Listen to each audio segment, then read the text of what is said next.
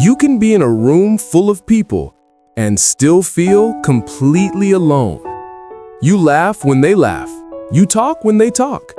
You reply in the group chat. You post stories. On the outside, everything looks normal. But inside, it feels like no one truly knows you. No one really sees you. If this feels uncomfortably familiar, it's not because you're broken, and it's not because you're too sensitive. There is a psychological reason you feel lonely even when you're not alone. In this video, we're going to explore the hidden psychology behind that feeling and what you can actually do about it. Loneliness is not about how many people are around you. It's about how deeply you feel connected to them. You can have a big friend group, a busy family, and hundreds of online contacts and still feel empty. On the other hand, someone with just one real, honest connection can feel safer and more loved than a person with a crowded social life. Your brain doesn't count faces. It measures connection. And when it doesn't feel seen, heard, or understood, it sends you a very specific signal. That signal is loneliness. For a lot of people, their social life lives on the surface. You joke, you share memes, you talk about work, weather, movies, sports, drama. But how often do you talk about your fears, your doubts, your insecurities, the thoughts that keep you awake at night?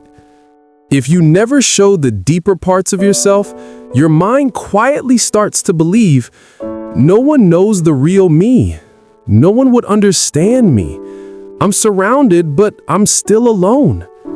And here's the painful part. People might actually like you. They enjoy your company. They see you as kind, funny, or chilled. But they only know the version of you that you've allowed them to see, the mask, not the whole person behind it. And because of that, you still feel lonely. Most of us didn't just become distant for no reason.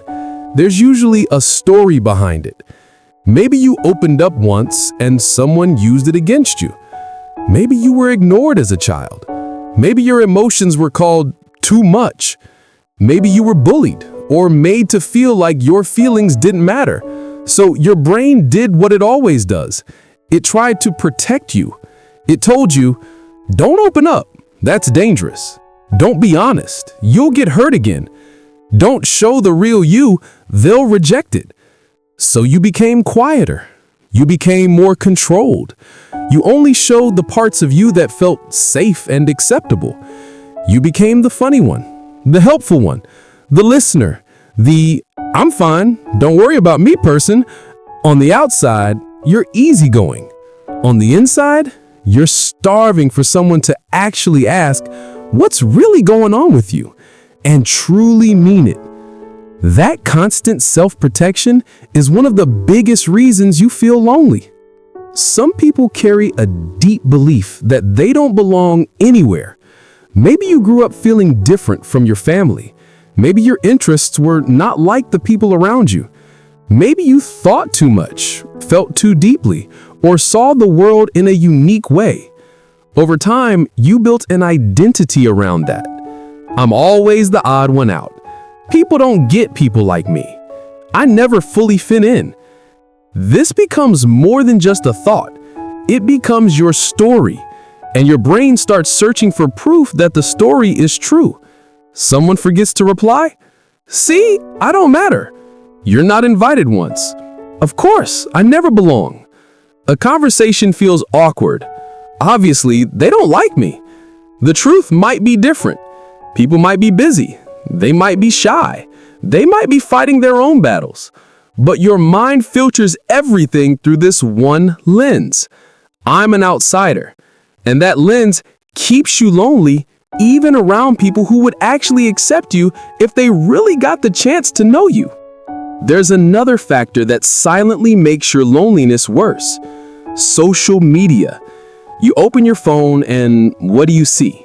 Smiling groups, trips, parties, relationships, reels of people laughing together. Your brain compares your real life to their highlight reel. They're so connected. They always have someone. They're living life. I'm just here. But what you don't see on the screen is the argument that happened after that photo, the empty feeling after the party, the people who feel just as disconnected as you but are hiding it behind perfect pictures. Your brain was never designed to constantly compare your life to thousands of others in a single day. Of course you feel like you're the only one left out. The algorithm keeps showing you everyone's best moments and not their loneliness. The cruel thing about loneliness is that it doesn't just hurt, it changes how you act. You stop texting first because you don't want to seem desperate. You avoid calling because you don't want to bother anyone. You don't show up to events because you tell yourself you're not wanted there anyway. You pretend you don't care. You pretend you prefer being alone. You say, I like being by myself, even when it aches. And slowly, your actions start to match your fears. You feel lonely, so you pull away.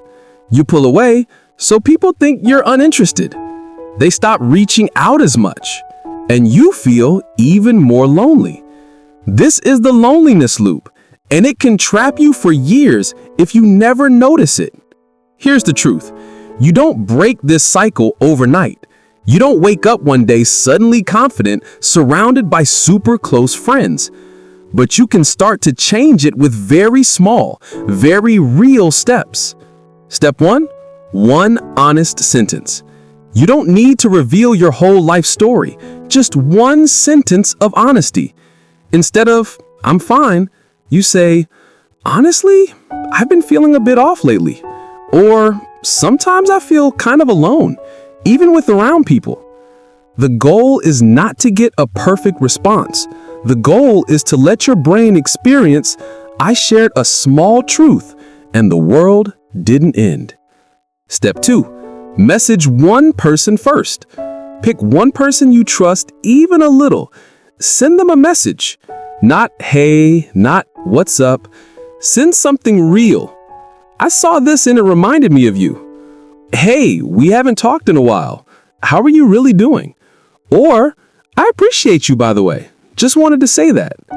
You're training your mind to reach out instead of always waiting to be chosen. Step 4, find people around shared interests. Some of the most powerful connections are not based on location or convenience, but on shared passion. Sports, art, gaming, books, gym, coding, editing, movies, faith, self-improvement, whatever genuinely interests you. When you meet people around what you love, you skip a lot of small talk and go straight into something that already connects you. Step 5, challenge your story. Every time your brain says, they don't care, they hate me, I don't belong, pause and tell yourself, I'm guessing. I don't actually know that. You're not forcing fake positivity. You're just not treating your fears as absolute facts. Over time, this weakens the outsider story and opens the door to new experiences. If this video described you a little too well, I want you to remember something. You are not the only one who feels this way. There are millions of people who feel lonely in crowded rooms, who laugh in groups but cry in private, who are always there for everyone but feel like no one is truly there for them. You are not weird. You are not broken. You are not unlovable. You are a human being who has learned to survive by hiding parts of yourself. Loneliness doesn't end when you suddenly have more people around you. It starts to heal when you allow even one person to see a little more of the real you. One honest sentence, one message, one small risk at a time.